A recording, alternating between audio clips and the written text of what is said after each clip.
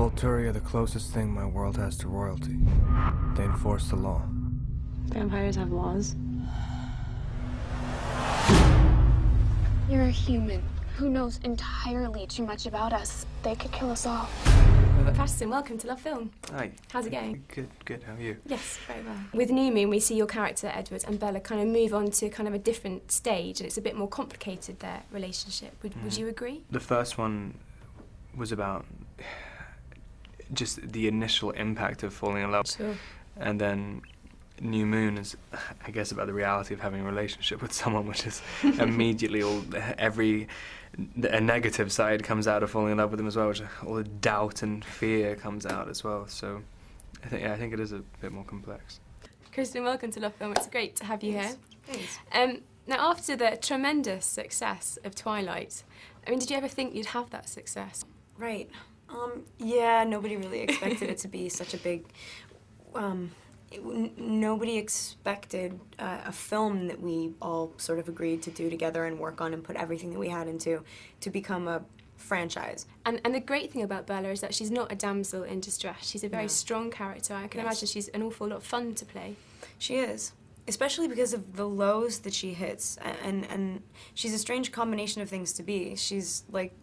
And I think that most girls would like to be that way more if they can, and that's maybe why they identify with her so much and love reading about her story, because she's very self-deprecating and totally awkward and different, and she knows it, but she actually doesn't mind it. She's become comfortable with that. She likes the difference. It's a different type of film as well, because you've got the romance, but also you've got quite, strong action sequences as well, which weren't necessarily apparent in the first one. So Chris has sort of managed to kind of keep the balance quite well, I think. And especially as the second book wasn't particularly action-filled. It was just at the end. I mean, like the first one, there was only really an action sequence at the end, but the pacing of this one is very accessible. What do you think it is about Twilight that has captured the imaginations of millions of people? And it's not just teenage boys and girls, it's a huge breadth of people. What do you think it is that captures that sort of spirit? I think that it's a really simple answer to the most commonly asked question, is that it is a phenomenon because nobody knows really like what it is, because it's a pretty basic love story that's been tried, that has been attempted many times before.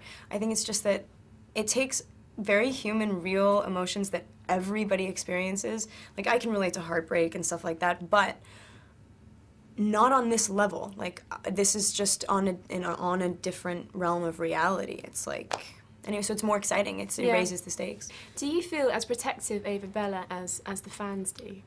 Yeah, absolutely. I feel like sort of the ultimate Twilight fan because of the fact that I play her. Do you feel as protective over Edward as the fans do? I do, and I think the best way to deal with it is to never patronize an audience at all, and think like, oh, we're doing it because everyone's saying, oh, it's a tween film, and blah blah blah. And I don't think a tween really would refer to themselves as a tween.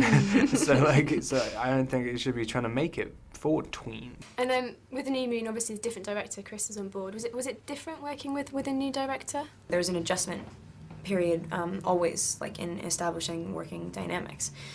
Chris's energy was so perfect for this movie. Chris is much more like literary and likes to sort of analyze the sort of emotional core of things rather than just let things exist. On that note, Robert, thank you very much for talking to us. Thanks very much. Kristen, on that note, thank you so much for talking to us. Thanks a lot. Thank you, it's been a real pleasure. Yeah.